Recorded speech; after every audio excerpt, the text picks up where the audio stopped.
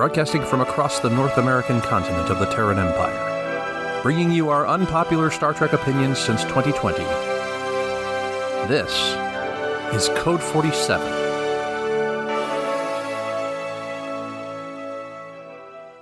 And we are back. Code 47 podcast on the Secret Friends Unite podcasting network. This is episode 54.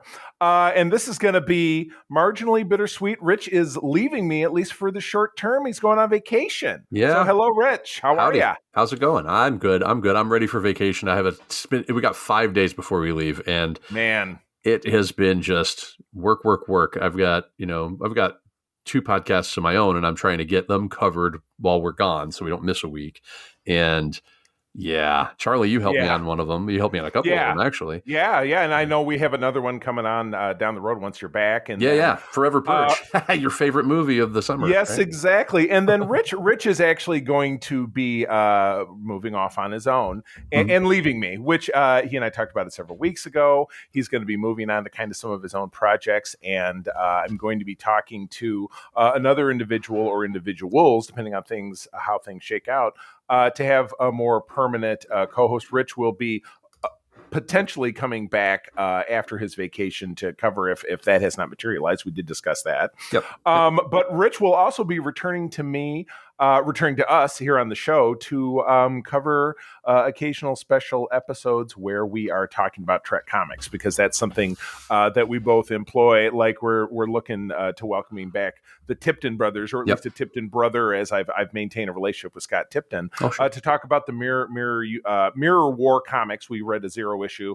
Issue number 1 comes out next week, so we'll be able to come out next week. Yeah, so that was in our hopper for a while there. We've been wanting to do that, so I'm not going anywhere for that. So we'll gotcha. So we will plan to have you come back, maybe once a quarter to do something comic book related, or to talk about an old book or something. Yeah. And to that point, we've actually modified the name of one of our segments, which we will get to a little bit later on in the show, moving forward. So you'll hear that shortly. But first and foremost, we jump in talking about the news. Now, front and center, New York Comic Con is going on this weekend. We're recording this on Sunday the 10th. So I assume that show is probably wrapping up today. Yep. But yesterday, we did get the first full 2-minute trailer for Star Trek Discovery Season 4. It was an action-packed deal. You got to see Captain Burnham in action. You did get to see the return of Captain Saru.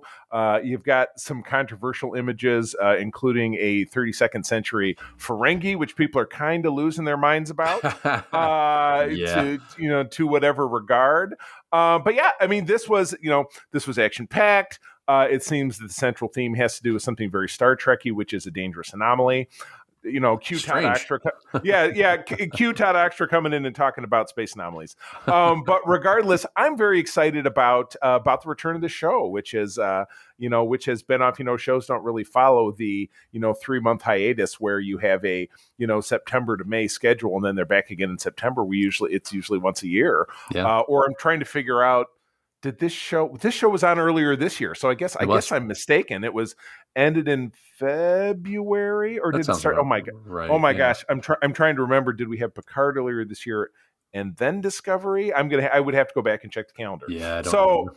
You might have to negate my previous statement, but regardless, this looks very exciting to me. And for all the people who are naysaying about the Ferengi design, my thought was, and I did post this on our group for the Grand Petoskey, of which the fan club chapter of which Rich and I are both members, that if you think about 1,000 years in between, what did human beings look like 1,000 years ago versus what they look like now? That's a good point. Did we all look the same? I'm not saying that the change could have been this radical, but you're looking at this particular image of this Ferengi is, maybe he's 500 years old and he's wilted. I don't know, but you know what? Does not have my knickers in a twist and does not detract from my enjoyment, at least of this trailer. So, Rich, how about you? What are your thoughts and feelings about this? Well, first of all, I didn't watch the trailer, so I apologize. I just didn't have time, but I will watch it before too long here. But I have seen the picture, and I haven't engaged in any of the conversation because I think for me, what happens, I think people shit on Discovery a lot, and I'm not okay with that. So they put them. Discovery has ostensibly, since 2017, put themselves out on the furthest limb, right, from the tree that is the Berman era of Star Trek that we had in the 90s into the mid-aughts. Right. And that's clearly terrifying to people. Yeah, absolutely. People don't like change. And I think as soon as you get something like this Ferengi with this different look, people are going to shit on that too. And, I mean, it didn't bother me because the way that I think about it, I just think about like, Star Wars, to change gears there. You have a specific planet and it's all water, and you have a specific planet and it's all sand, and you got another planet and it's all lava, which works really well. Yeah, there you go. Star Wars, but which works really well in a cinematic look, right? Because we're going to the lava planet. We're going to the water planet, right? There and gone. So, right. And the story moves on. Yeah. But in a world building sense, it doesn't make any sense, right? So there have to be other biomes on those planets. They can't. Geonosis cannot be all like desert rock stuff, right? Mm-hmm. But similarly, the people can't all look the same. There's not just one species on Earth, right? We've got humans, we've got apes, we've got, tigers and lions and yada, yada, yada, right? Right. So why is it that we assume that all Ferengi look alike? Or Klingons. That's the big rub. The biggest rub. Yeah, exactly. Can you get more racist than all Ferengi look alike? Right? Yeah. They all have to look the same, right? Right. All Klingons have to look the same. Why? Because they're easy to identify? It's shorthand, sure, but you can also have, I mean, if I can interject, if you can't really see, but the map on the wall behind me is the alpha and beta quadrants from Star Trek. Right. The biggest portion of the beta quadrant is the Klingon Empire, and it goes out on this map so far that it runs off the map. So it's so big. Yeah. And filled with so many planets, how could you say that every resident on every one of those planets within the Klingon Empire looks exactly the same? Right. Yeah, they don't all have horseshoe crabs on their head. Some of them look like the TOS ones, right? Right, exactly. But so this doesn't bother me. This doesn't bother me in the slightest because there's always variety, and Star Trek is all about diversity. So if there's got to be diversity even within the Ferengi Empire or whatever it's called. Yeah. It's not the Empire, right? What is the Ferengi? It's the Ferengi Alliance. Wait, hold on. I can tell you by looking at this map that I cannot make it out unless I get out my loop. So never mind. I believe it's called the Ferengi Alliance, but we can certainly verify that. We'll go with that. I mean, that works for me. So, right. Yeah, this one didn't get my knickers in a twist, so I'm good. Good news. It looks good. I'm ready for the new season, that's for sure. Most definitely. New season drops on November 18, which is day of the week would be. So quick. That's so soon. That's next month. I know. Yeah, no, that was information we got just on Star Trek Day. That is going to again be a Thursday show, so that will be on your Thursday viewing. So I'm so ready. Cool. Yeah, we'll get to watch one on Thanksgiving too. Then there's something to give thanks for. Some trekking. Good stuff. So, all right, moving along.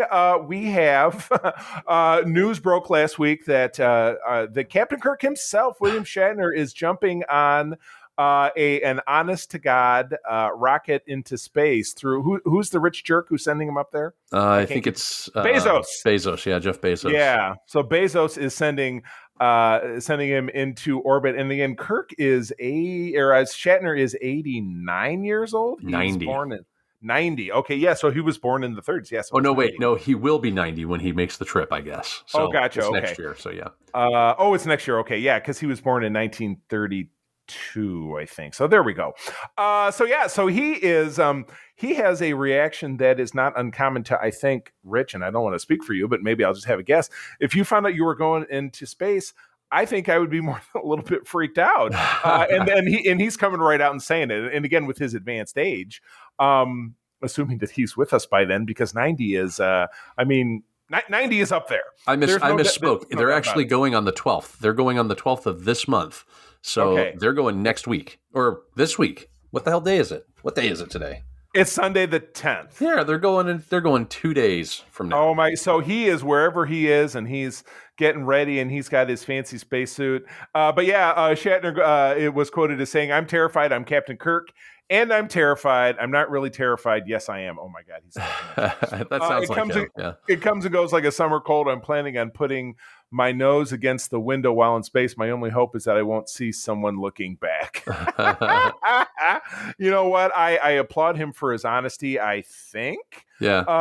Don't bang any aliens while you're up there, Bill. Yeah, exactly. Yeah, keep your spacesuit on. So yeah. I think this is fun. Obviously, it's a massive PR stunt for Bezos, like he needs, that at all, for God's sakes. Yeah, I'm of two minds on this. Like, first of all, it's William Shatner going to space, so that to 12-year-old me, that is cool as hell, right? Right, but we're talking about billionaires spending billions of dollars to send rich people to space, and I have a problem with that. But I have to put that aside, because 12-year-old me is like, holy crap, Captain Kirk's going to space, right? Right, exactly. And I'm actually going to stop and see the monument where in Iowa on my way to Florida. I'm stopping to see the monument in Iowa to the future birthplace of Captain James Tiberius Kirk. Riverside, Iowa. The other one I would love to see is the Catherine Janeway statue in Bloomington, Indiana. Right. That would be. Yeah. And again, I would have to whip out my map to know exactly, because I've spent time in Indiana, but I don't know that I passed by Bloomington, which I also think is the hometown of John Cougar Mellencamp. I could be wrong. That doesn't matter. That whole state is basically John Cougar Mellencamp on the radio all the time. Yeah, exactly. Next year, when we're driving to Delaware next year probably, and I'm going to try and stop in Bloomington for that too. I literally think this episode should be called John Cougar Mellencamp all the time. There we go. That'll be the stand-in in case we come up with something else. My gosh. Something else interesting about this article is the guy that talked him into it, this Jason Ehrlich guy, was in Sleepaway Camp 2. And Charlie, you still need to see the original Sleepaway Camp. You can stream it everywhere, dude. Oxtra made me watch. What did we have to watch to talk about on SFU? He made me watch it, and then he sent me the RT score, which was in the cellar, and then we watched it yesterday, and we enjoyed it, and it was called The Final Girls. I loved that movie. I liked it too, but anyway, don't want to get too far afield. Yeah. So go see Sleepaway Camp, man. It's everywhere. You can stream it all over the place, free on like Tubi and stuff. I looked it up, and it was in one ear and out the other. So you just stay on me about that. I'll take care of it. You're missing out.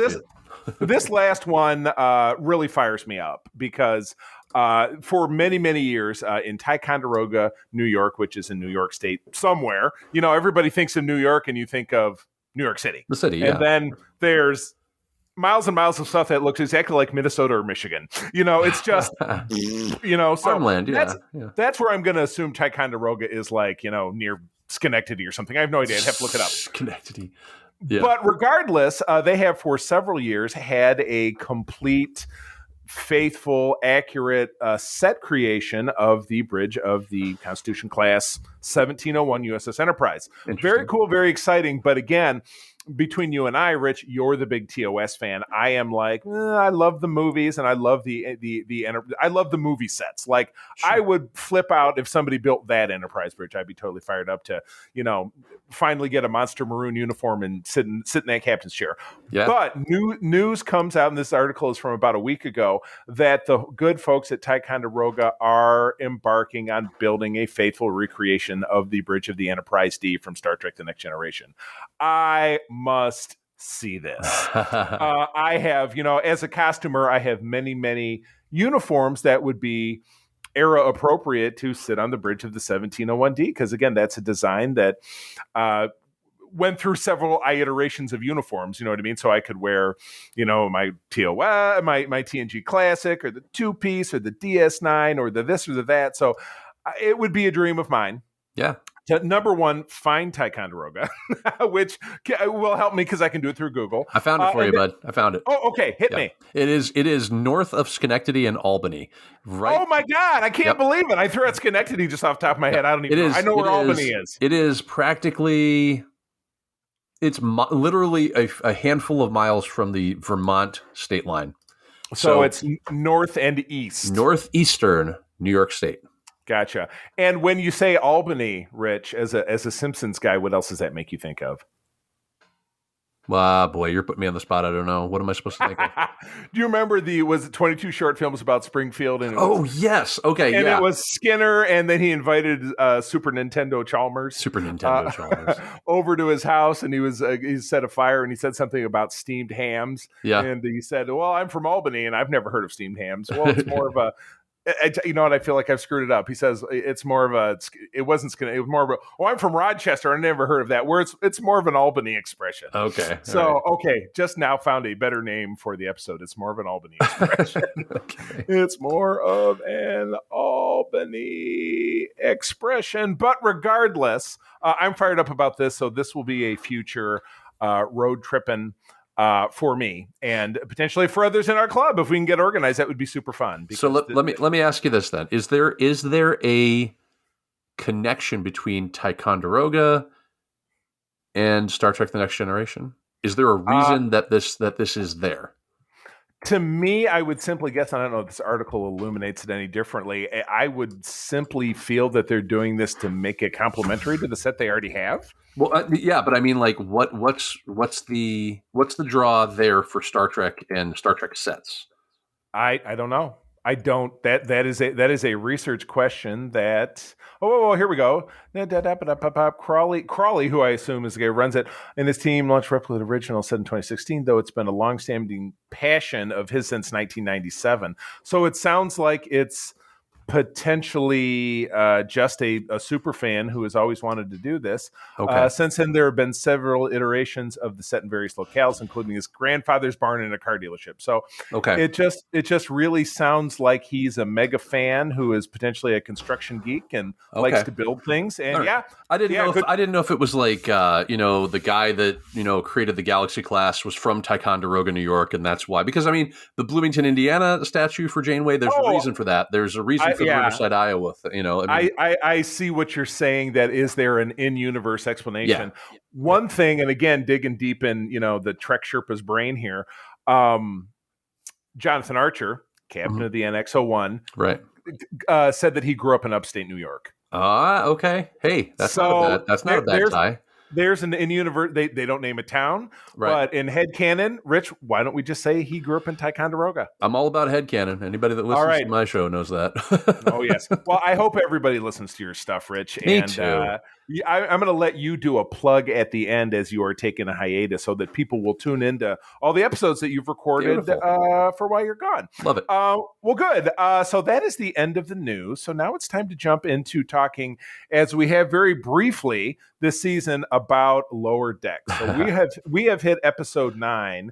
And Rich, you're not going to have the opportunity, unfortunately, to talk about the season finale. But yeah, I know it's really going to break your heart. So wait, is that one you're doing with Paul?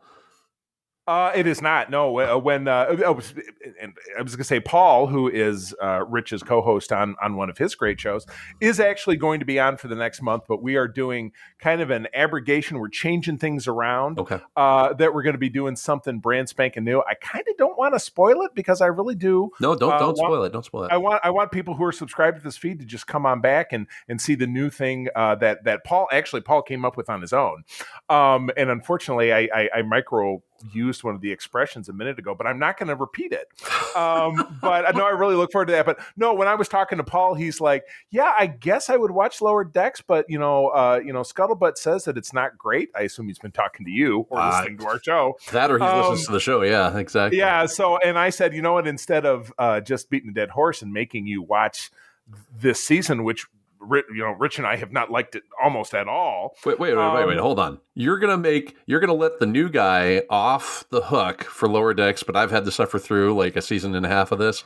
Charlie, I know. There will be a reckoning. You want to tread lightly and not piss off more people. So if I pissed off you and I can stop it there, don't you? No, I'm not pissed off. I'm just messing with you, man. I'm just messing with you. Well, I mean, you never can tell. Tread lightly-ish. But anyway, just to blast through this episode real quick. This was very interestingly had a Klingon. When the title card came up, it was written in Klingon, and the translation is Wajdu, I think.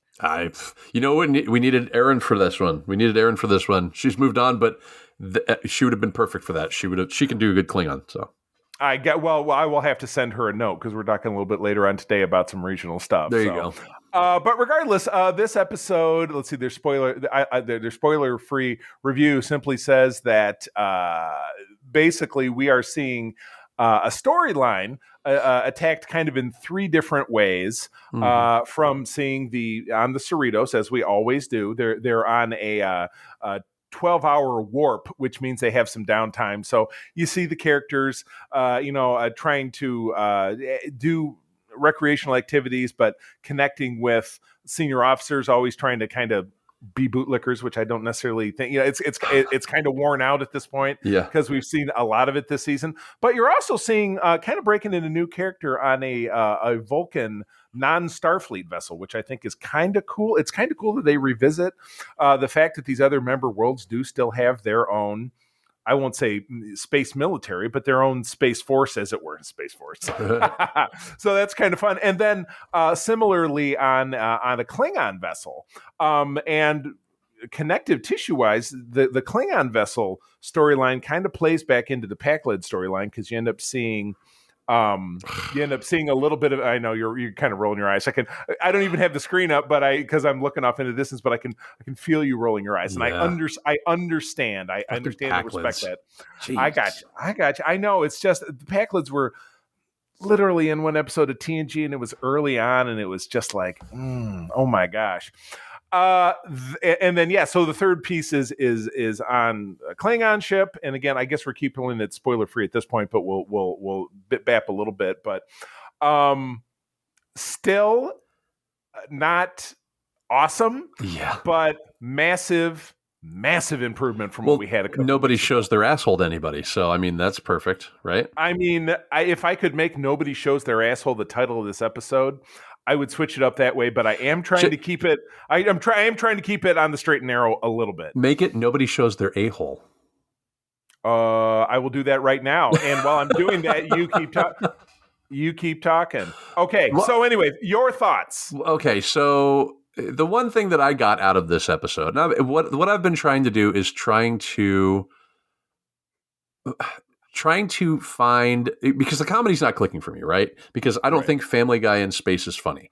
And I think Rick and Morty is funny, as I've said before, but I don't think Rick and Morty in space with Star Trek is funny. Just don't, right? There are other ways you can go about it. Look, Star Trek 4 did it right. Even Star Trek 3 did some comedy stuff right. Star Trek 5 did comedy stuff right. Star Trek 6 did comedy stuff right. True. TNG did comedy stuff right. This is a complete departure from the type of comedy that works for me with Star Trek. And it might work for other people, which is fine. But what I've been trying to do is I've been trying to pull stuff that, since this is canon, since this is universe building, stuff that informs my viewing of other episodes. And what I've come up with this episode was they, like you spoke about, they were on a 12-hour warp, so they had downtime. And there is a point, and I think it's Boimler says, what are you doing? What are you spending your warp on? Right? How are you spending your warp? So like, there's this concept and this conceit, because sometimes, we'll be there in a day and a half. We'll be there in 28 hours or whatever, right? 28 hours to get from here to there. Okay. Well, for 28 hours, what are you doing? You're not sleeping, and you're not all just like at, high alert or something. There's obviously other stuff. There's downtime.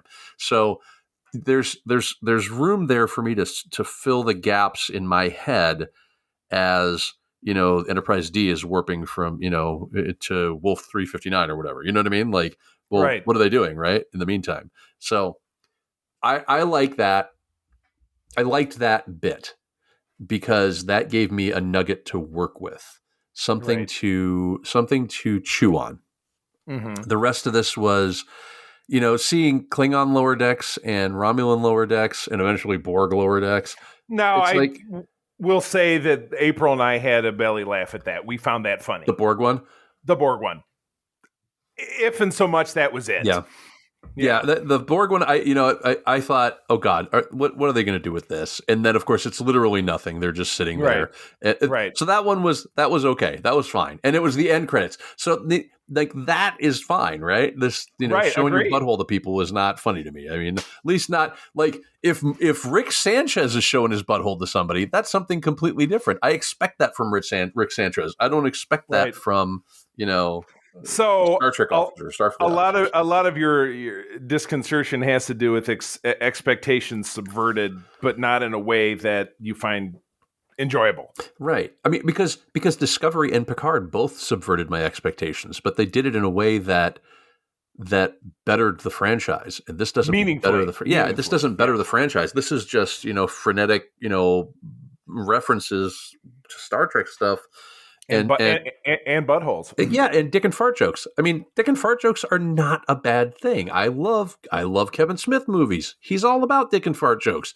I mean, Rick and Morty, same thing. I love Rick and Morty. Right. I think that's a hysterical show. But I don't think, again, peanut butter, chocolate, I don't want them together in this particular scenario. So it's a lot of staying in your lane. Yeah. Yep. It's a lot of staying in your lane, and when it doesn't happen.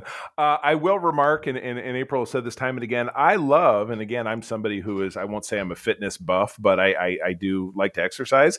I love the Starfleet exercise gear. You have the wristbands with the Delta chevron on them, and then there's a riff on and I actually have one because a friend of mine made one. I do actually have a shirt a sweat wicking shirt that I work out in that says disco. Oh yeah. It's got the chevrons on the sleeve.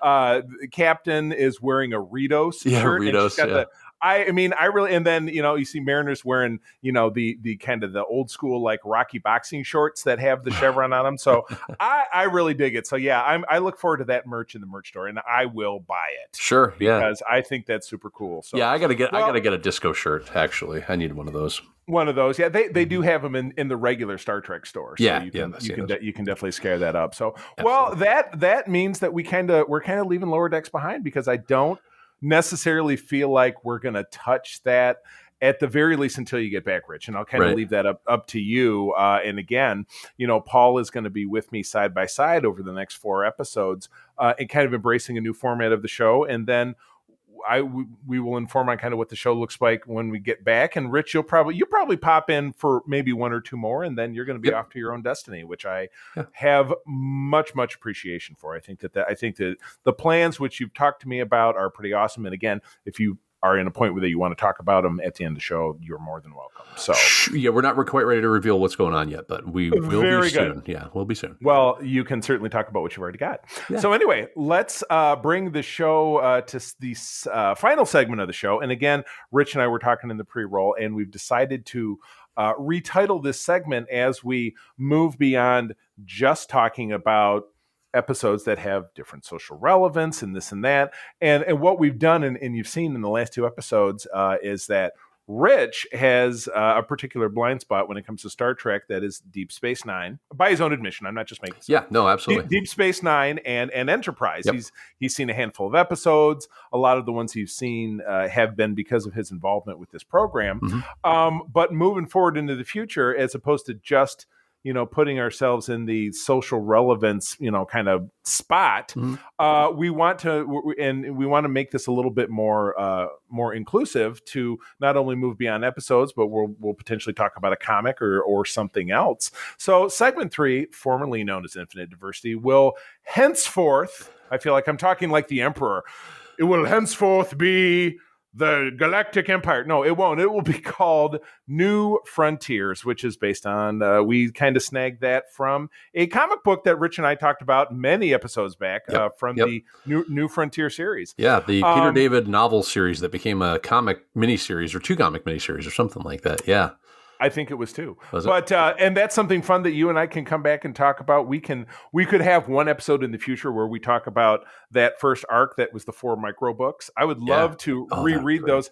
And I think I literally have them on either audiobook or on the Kindle. But I will reread them. I will reread them for you, and we can let's do that. Absolutely. We'll do that sometime, maybe before the end of the year. Definitely. Well, I thought I had lost my copies, but when I went through my godmother stuff, she has every book in that series. Right. So that's that much more reason to pick it up again. Exactly. Okay, we will plan that for like November, December. We'll knock that out. That sounds fantastic. I'll bring them with me on vacation and read them. Oh, cool. I'll start reading them. I'll actually read them because the audiobooks are always abridged. That's what they used to do. So I don't want to do that. So anyway, for the sake of time, let's jump right back into it. So Rich, you said to me, pick great DS9 episodes that I've not seen before and throw them at me. So I did. And so I gave you, I'm going to give the episode numbering, and then I'm going to let you say this. I want to pick this up. This is Deep Space Nine, Season 7, Episode 16. Okay. It's called Inter Arma Enim Silent, I think it's Leges. Silent, Leges. Good enough for me. Yeah, it's Latin. It means in time of war, the law falls silent. That's right. That I remember. Time of war, the law falls silent. Yep, that's it. Yep. Yeah, so basically, the summary is attending a medical conference on Romulus, Dr. Bashir becomes embroiled in an elaborate scheme devised by Section 31 as a way to ensure the Romulans remain on the side of the Federation alliance. This is a very Bashir-heavy episode. It also stars William Sadler, which I wasn't quite expecting, but I thought I warned you. Yep, I wasn't expecting it, and then I remembered. Oh yeah, wait, no, Charlie told me he was going to be in this. I love William Sadler. He's great in just about everything. Sure. He was in the Mist, which we watched. He was in the Mist. Yeah, he was in Shawshank Redemption. He was in. He's big with the Frank Darabont crowd. Yeah, he is. He's definitely into the Frank Darabont crowd. Well, he has that troupe that he works with for the most part. Right, which a lot of actors do for good or for bad. And again, you mentioned Kevin Smith, and I'm like, some of his later films, I'm not a huge fan. But regardless. Right. So William Sadler, this Sloan character, is this the first time we've seen him? No, this is his second appearance. He appeared in the season 6 episode Inquisition, in which he introduced himself, and it's a lot of cat and mouse and smoke and mirrors. So it's nothing is what it seems until the end of the episode. Which again, this episode tries to make it seem like all of that is not true, and it's just a lot of, like you said, smoke and mirrors and spy stuff. Yeah, I see that. The thing that really didn't get me with this is that the way they portray Section 31 in Discovery is really my introduction to Section 31, right? Sure, I didn't know that a lot makes about sense. It. So for me, this was a little jarring because they were a little goofy with their whole hey, we're spies, let's do spy shit, and I was like, oh, all right, right. So that's, all right, fine. And then of course he ends up getting phasered, but it wasn't really him. Although at the time when he got phasered, I thought, oh, this is how he turns into Death from Bogus Journey, right? Bill and Ted's Bogus Journey. Oh, could have always been. Always has been, right? So, another great William Sadler role, right? I love that. Now, didn't he, we just watched Bill and Ted Face the Music. Wasn't he back for that? Yeah, he came back for that one. Yep. Yeah, and I mean, that movie was super goofy. But anyway, regardless, not to get too far off a path. No, this also has Adrienne Barbeau in it. Oh my God, Adrienne Barbeau. Actually, and she was actually taking over the role of Senator Kretek that was introduced at the beginning of this season 7 of DS9, which is just, that's my chef's kiss to DS9. So I've seen her before. This character. Yeah. Yes, the character. If you would have watched episodes 1 and 2 of season 7, which was Sisko, he had the crisis of spirit after Jadzia died. He went back to Earth, and then Ezri Dax, who's the new Dax, shows up, and then he figures out he needs to go on a quest to find the orb of the emissary. Does this sound at all familiar? No, but that Trill is supposed to be Dax? That Trill that was in this episode is Dax? No. Oh. No. Sorry. The character, Senator Kretek, was played, when you said, I recognize her, in those 2 episodes I referenced, she's played by the same actress who's kind of a quasi-androgynous actress that you saw as one of the Janai in the TNG episode The Outcast, which we talked about a few episodes ago. So, that's what I thought you meant, but now we're completely off topic. No, that's okay. I'm going to steer it right back. Okay, over on Memory Alpha, the original Actress who Kretak. played Kretak. Yeah, she doesn't look quite like Adrienne Barbeau's character, so I'm not sure why I feel like I've seen this character before. That's interesting. Okay. Yeah, and the actresses really don't so much look like each other, and have no. Yeah, the makeup's not really that similar either, you know. Megan Cole is the name of the original actress, and then Adrienne Barbeau took over the role for this episode, which was the final appearance of the character. Yeah, right. Yeah. Oops. Yeah. Adrienne Barbeau, she's a great actor, man. I liked her a lot. She's been in stuff like, I mean, she was in Swamp Thing. Do you remember Swamp Thing? That was fantastic. Do I ever? And you know, she was married to John Carpenter. I don't know if she still is, but she was married to John Carpenter, and so she's been in a lot of his stuff, like just over the course of, well, maybe not a lot. I'm trying to think. Well, she was definitely was she in Creepshow? She was definitely in. She does The Fog. She does have a hot link. She was in Escape from New York. She was in Escape from New York. That one. Great flick. I love that movie. Yeah. Gotcha. Looks like she was actually originally slated to have the role of Ardra in the TNG episode The Devil's Due, which is, I think, a great episode, which was itself adapted from a scrap script from Star Trek Phase 2, which was going to be the original return to Star Trek to TV prior Star Trek the Motion Picture. Now we're absolutely off track, so I probably should shut up. But anyway, I've always loved Adrienne Barbeau. She's fun. She's, you know, she's been in a lot of like John Carpenter stuff, and so that's why, if anybody knows me, they know I love John Carpenter. I don't think the man can do any wrong, and so seeing her in this was kind of a neat little thing. So yeah, good stuff. Awesome. Good deal. So other thoughts about the episode, things you liked, things you thought were terrible? Okay, so I mean, I don't want to just go on terrible like tangents or whatever, but I thought it's okay. You know what is it that the kids say? Speak your truth. Speak your truth. Okay, so what I did. Okay, so seeing a Voyager class ship. What's that ship? What's that class? Intrepid class. I love that Intrepid class. That fired my engine when I first saw this back in '99. Because again, this was halfway through the final season, and only a few episodes. The last 10 episodes of DS9 are a single arc. Yeah, a single unbroken story arc, which is just, oh, dude. Right. I mean, if you know, I told you this morning, like, start at the season finale of season 5 and just watch season 6 and 7. Right. If you had to pare that down to its bare essence, watch the last 10 episodes of the series.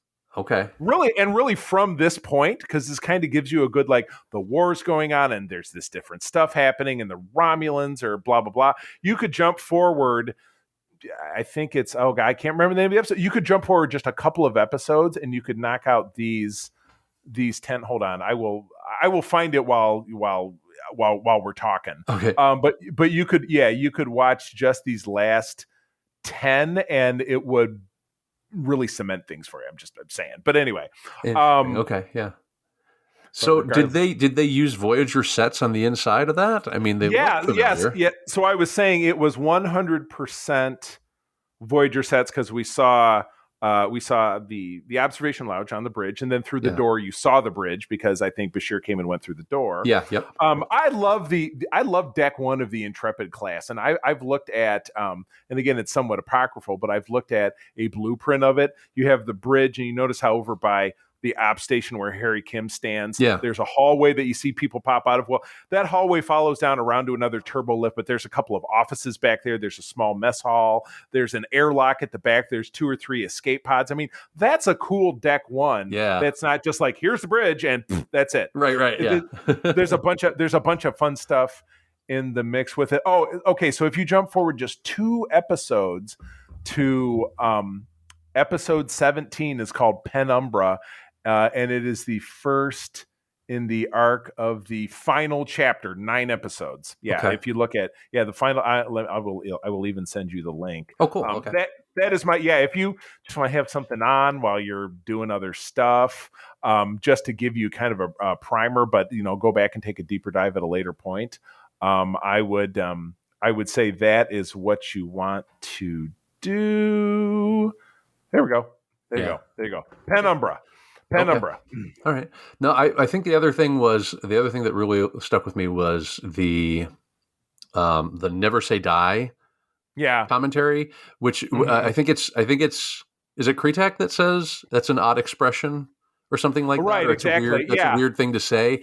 And he says, Right. it's from an Earth poem, and it basically, never say die, or it's from the Merchant of Venice or whatever. Right, I exactly. thought that was cool. I always like when they bring Shakespeare in to Well, Star I mean, Trek because and I'm a Shakespeare nerd yeah. as well. So Me too. I mean, I took a Shakespeare class one of my final semesters when I was at Michigan State, oh, very cool. and I've always loved it for that reason. But Star Trek, to my regard, has always been likened to the Shakespeare in space. Right, because right. they're epic characters, they're epic tragedies, settings, and a morality play, life lessons, things delivered, this and that. So I've always correlated the two, and then of course you have Picard's love and frequent quoting of Shakespeare, not only from the famous meme where you see him standing on the bridge, he's going, and then why the F does blah blah blah. And then you have it was in a very early episode with where Q attempts to entice Riker to join the Continuum, and you have that exchange between Q and Picard in Picard's ready room where he quotes back. And again, I remember the verse, but I don't know that I remember from what play it is. What a piece of work is man is from what Shakespeare's play. What a piece of work is man. How noble in reason, how infinite in faculty. Right. I think that's I'm pretty sure that's Hamlet, isn't it? Yes. Oh, I don't know if I don't know. I feel like that might have been referenced. I'd have to look at the script. It might have been referenced, but Shakespeare was referenced. So I love that because that is also my favorite musical is Hair. And that is a song in Hair where they sing the contents of that. So I correlate the two. So anyway, so Hair is your favorite musical? Absolutely. All right, I'm somewhat. I saw a full nude production of it when I was 15 here in Grand Rapids, which is particularly at the time, very Bible belty. So that was an eye-opening experience in more ways than one. But I digress. Damn hippies! All right. Oh my goodness. So yeah. So. Wow. Right. So, anyways, thanks for partaking of this episode and kind of putting yourself in my hands and saying, hey, give me an episode and I'll watch it. I like it. I mean, there's only one way I'm going to be able to realize what I'm missing with DS9, and that is to see what the peaks are instead of diving through the valleys to get there, Right, so. Exactly. Which is exactly, I'll tease what I'm going to be putting Paul through when we get back here in this next episode. So with that, we're winding down. Let's do two things, Rich. Yeah. Since you're taking a little a cesura or a pause, as they say in music. I learned that from a movie. I learned that from a movie too. It was Eddie and the Cruisers. Since you're taking... What a great flick! And Joey Pants from Sopranos is one of the starring characters. Joe Pantoliano. Yeah. Boy, we're all over the place. But anyway, Rich, since you're taking this little pause, talk to them about what you currently do. And I know that you can't talk about, you can't unveil what you have planned, but I would tell people about what you do now in case they don't know. Sure. Well, we do two podcasts right now. I have one. It's a movie review podcast. It's called The View from the Couch. It's the title is actually a wink to my old days as a reporter for my college newspaper. And I remember those days myself. I did a movie review column there, and it was, it's a play on my last name. My last name's Davenport. Davenport is a couch. It's a view from me, but it's also a view from sitting on the couch watching a show, right? Or a movie. So View from the Couch is a movie review show. I typically do that with my wife, but she is on a hiatus herself right now. So I've actually a cesura. Yeah, a cesura. There you go. So and so I've been doing episodes with people that I know, people that I respect their opinion on film. So it's been. And then there's Charlie, and I'm just come on now. I'm kidding. Not very nice. So I've had Charlie on. I've had Todd Oxtra on, Charlie's cohort over at Secret Friends Unite. That guy. And then I've had Aaron on there, our former co-host here. I've had Paul on there a couple times. I've got my one of my best friends from high school, Rich Vasquez, on there. We're talking about just recent movies, and we just go over, all kinds of fun stuff there. And then we have Great Disturbances, which is our Star Wars show. That's the one that Paul and I do. If you want a taste of what you can expect from Paul, he's a very introspective guy. You should listen to some of Great Disturbances. He comes up with a lot of interesting things to say about stuff that you might not think would have interesting things to say in Star Wars, in the Star Wars, realm. But you can expect stuff like that when he guests on this show. He's a very introspective person, like I said, and he's very intelligent. Very much so. Yeah, you can find those on anywhere you get podcasts. You can find those. You can follow us on Twitter with at view_couch or at GDisturbances. And that's my pitch. We have other stuff coming, but again, I can't really talk about it just yet. We'll probably be bowing that end of November is where we're looking at right now. I was going to say, and I will be very happy to bring you back on, even if it's for a moment, just to plug the shit out of it. Oh, hell yeah, that'd be great, man. Yeah, well, because again, you're going to come back and we're going to talk about the 0 and number 1 issues of Mirror War, right? And we'll see if we can't make that coincide. So, well, with that, Rich, it's your final opportunity for at least a little while to do the outro. So I am not going to stand in your way. I will take care of that. For more information about Starfleet International, which is a great organization, I might add, please visit the USS Grand Petoskey and the Region 13 Facebook pages. And I was asked and very honored to step up and become co-vice regional coordinator our Region 13 yesterday, which puts me in a position to work with Aaron, puts me in a position to work with Rich on finding ways to enhance the member experience within Region 13 of Starfleet International, which includes Michigan and Eastern Canada. So please reach out to please. Yeah, well, so go ahead. For now, it includes only Eastern Canada. We're going to try. We're going to get all over. We're looking. Oh my gosh! Yeah. You think we could take over all of the North? Let's do it. Oh, we'll build that big wall. Wasn't that the big wall in the Game of Thrones? I mean, I watch that show in passing. Other people are crazy about it. I'm like, yeah. So anyway, but regardless, friends, as always, thank you for joining us, Rich. Thank you for being my dude. I mean, thank you for putting yourself in my hands. I'm very grateful. Friends, thank you again for the third time for joining us. I'm going to tell you, as always, that sharing is caring and to keep on trekking. Guys, I mean this from the bottom of my heart. Live long and prosper. Code 47 is part of the Secret Friends Unite podcasting network. Visit secretfriendsunite.com for our great shows, articles, news, reviews, and more. Secret Friends Unite podcasts are available on Apple, Google, Spotify, or the podcast platform of your choice. If you would like to be part of the conversation, visit our new Discord server, or join us on Facebook, or follow us at Secret Friends U on Twitter.